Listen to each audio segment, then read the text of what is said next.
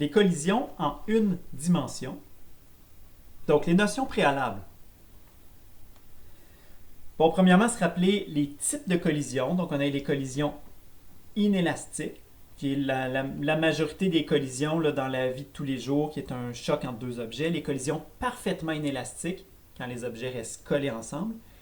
Et les collisions élastiques, qui sont peut-être moins courantes dans la vie de tous les jours, mais qui conservent, quant à elles, l'énergie. Donc, définition de la quantité de mouvement, bien, tout simplement P égale M fois le vecteur vitesse. Et principe de conservation de la quantité de mouvement, bien, tout simplement, la quantité de mouvement est toujours conservée dans n'importe quel type de collision. Donc, la quantité de mouvement est toujours conservée. Et quand on parle de la quantité de mouvement, évidemment, c'est la quantité de mouvement totale qui est quantité de mouvement de l'objet 1 plus quantité de mouvement de l'objet 2. Donc ça, c'est toujours conservé, peu importe le type de collision. Objectif. Alors, c'est d'utiliser le principe de la conservation de la quantité de mouvement pour déterminer le comportement d'une collision en une dimension entre deux objets.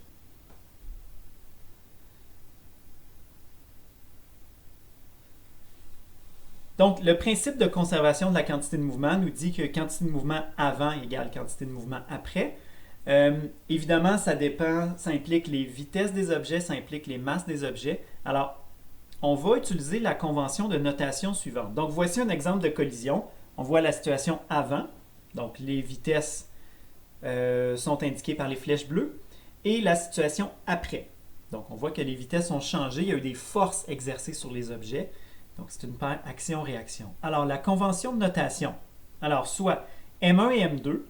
Donc, ce seront les masses des objets impliqués dans la collision. Donc, je les indique ici, M1 et M2. Donc, les masses des objets impliqués.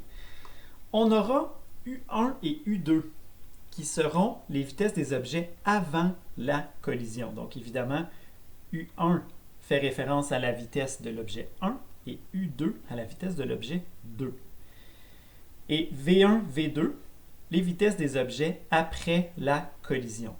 Donc, V1 et V2. Donc, l'indice réfère à l'objet. D'accord? Donc, tout ce qui est 1, c'est l'objet 1. Tout ce qui est 2, c'est l'objet 2. Et pourquoi on utilise U et V pour les vitesses? Bien, c'est tout simplement pour éviter d'avoir à dire vitesse de l'objet 1 avant et vitesse de l'objet 2 avant. Donc, plutôt que d'avoir cette notation-là qui est plutôt lourde, on va juste avoir U1, U2, c'est plus court. Alors, en fonction de cette convention de notation, la conservation de la quantité de mouvement, donc on se rappelle que la quantité de mouvement étant conservée, ça veut dire P avant égale P après. Et on se rappelle aussi que la quantité de mouvement totale, c'est la quantité de mouvement de l'objet 1 plus la quantité de mouvement de l'objet 2. Donc, on se rappelle aussi que la quantité de mouvement d'un objet, c'est masse fois sa vitesse. Donc, attention, l'équation est un petit peu longue. On aura la chose suivante. Donc, je vais la regarder avec vous. Donc, M1, U1.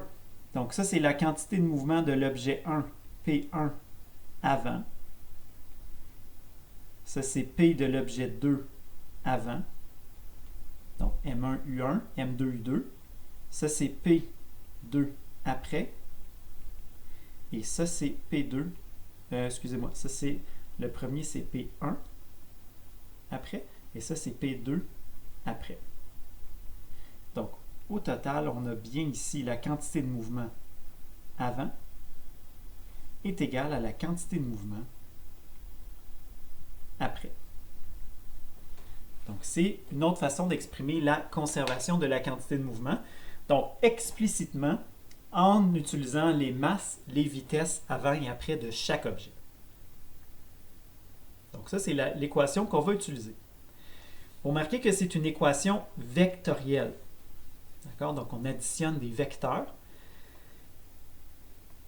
Donc, quand on additionne des vecteurs, une manière dont je proposais de faire, c'était de placer les vecteurs à la verticale comme ça. Donc, de placer chaque vecteur sur une ligne. D'accord? Donc, ici, M1 fois U1, ben, c'est le scalaire M1 fois le vecteur U1. Donc, c'est un vecteur multiplié par un scalaire, ça reste un vecteur. Donc, on place ça sur chaque ligne.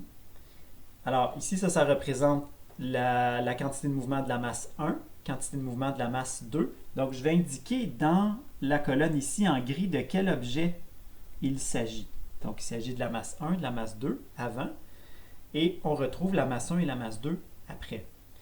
On pourrait également indiquer le moment relatif à chaque ligne. Donc, ici, tout ce qui est en haut du égal, c'est ce qu'on a avant, et tout ce qui est en bas du égal, c'est ce qu'on a après. Et quand on fait une addition de vecteurs, ben, on pourrait rentrer les composantes dans un tableau. Donc, composante x et composante y de chaque vecteur. Donc, ça fait pas mal de valeurs à écrire. Alors, M1 U1x, M1 U1y. Donc, ça, c'est pour la masse 1. Hein. Donc, les composantes x et y de la quantité de mouvement. Donc, c'est respectivement les composantes x et y de la vitesse 1. M2U2x, M2U2y, et je fais la même chose après, M1V1x, M1V1y, M2V2x, M2V2y. Alors, on comprend pourquoi on a choisi d'utiliser U pour la vitesse initiale plutôt que VI, VF. Donc, ça alourdirait encore plus la notation. Donc, avec ça, on a déjà quand même deux indices, là. L'indice qui me dit de quel objet il s'agit et l'indice qui me dit de quelle composante il s'agit. On n'en aurait pas eu besoin d'un troisième, c'est pour ça qu'on utilise U et V. Et évidemment, quand on fait un calcul de vecteur, on additionne les composantes colonne par colonne. Donc, je vais avoir une équation ici pour toutes les composantes x. Donc, je vais vérifier cette égalité-là en x et je vais vérifier également cette égalité en y. Donc, c'est la manière dont on va procéder pour résoudre nos problèmes. Évidemment, on va commencer avec des problèmes en une dimension. Donc, nous n'aurons pas de composante y à calculer, mais on va quand même remplir le tableau comme ça. Premier exercice. Bon, bien, on tire un boulet de canon. Et si vous avez déjà regardé des films dans lesquels les lois de la physique sont respectées, quand on tire un boulet de canon, le canon se met à reculer. Donc, ça, c'est la troisième loi de Newton, principe d'action-réaction. On va regarder si on peut trouver la vitesse à laquelle le canon recule avec la conservation de la quantité de mouvement. Donc, on a un canon de 100 kg. Il est immobile sur un lac gelé sans frottement. Donc, il tire horizontalement un boulet de 10 kg à une vitesse de 200 mètres par seconde. Quelle est la vitesse du canon?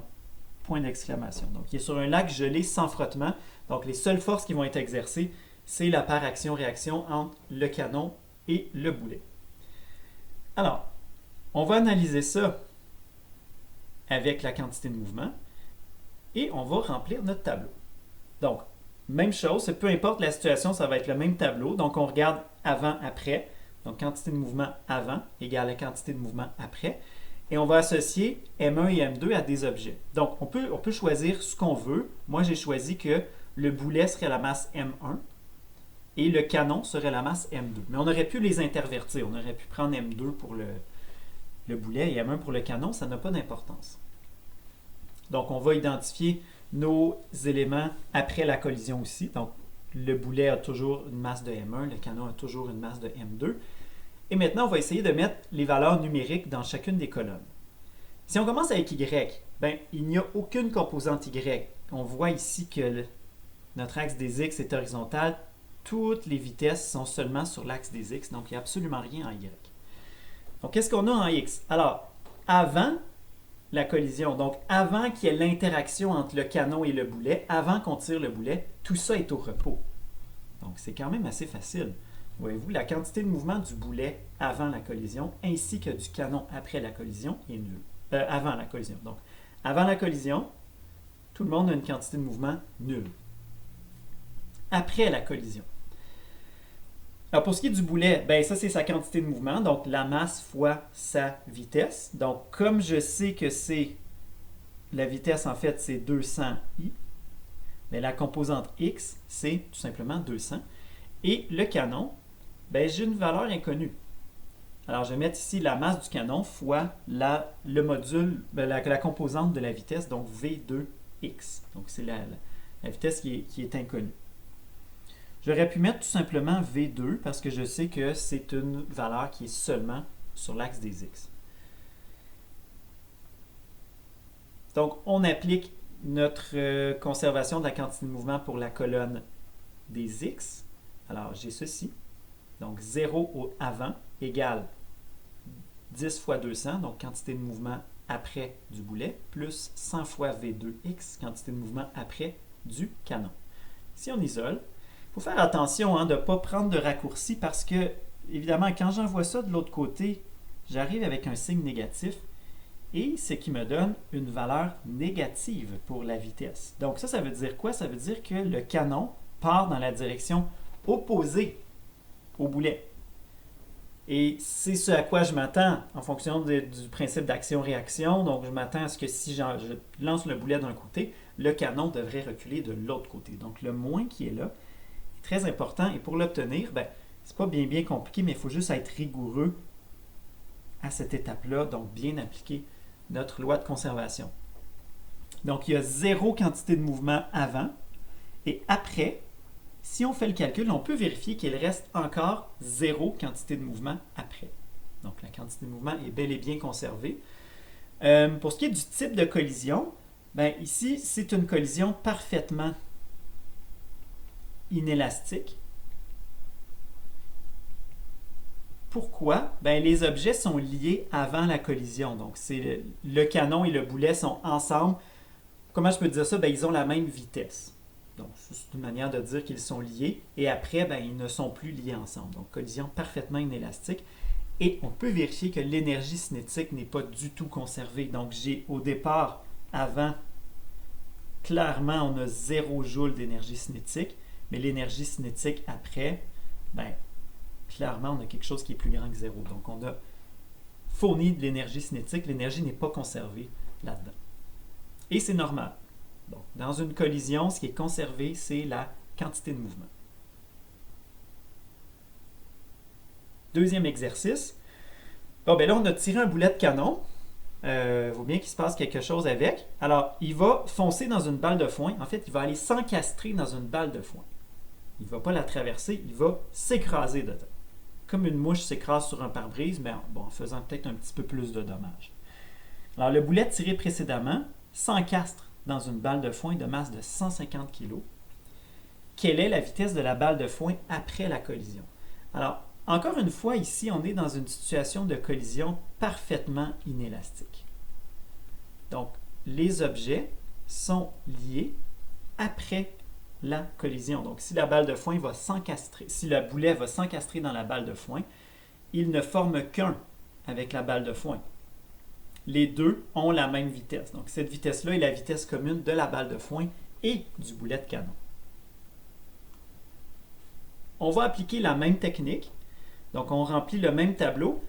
Avec une petite différence, vous allez voir. Donc, avant, oui, on a le boulet et on a la balle de foin. Donc, deux objets séparés. Mais regardez ce que j'ai mis après. Donc, c'est deux objets qui sont liés ensemble. Donc, le boulet et la balle de foin. Ils ont la même vitesse.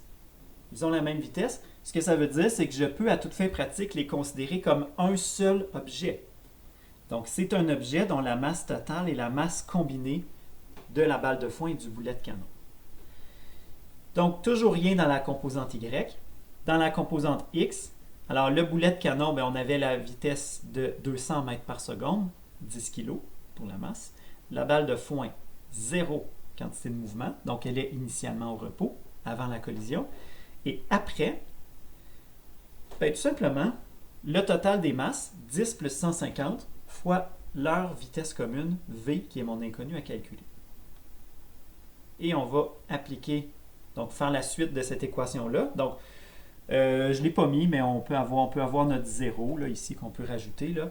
Mais bon, la quantité de mouvement avant est égale à la quantité de mouvement après. Donc, 2000 égale, ici, c'est pas 150, c'est 160. Donc, évidemment, c'est 10 plus 150. Donc, c'est 160 kg qui vont à la vitesse V. et on trouve 12,5 mètres par seconde pour la vitesse commune de ces deux objets. Donc c'est tout pour les collisions en une dimension.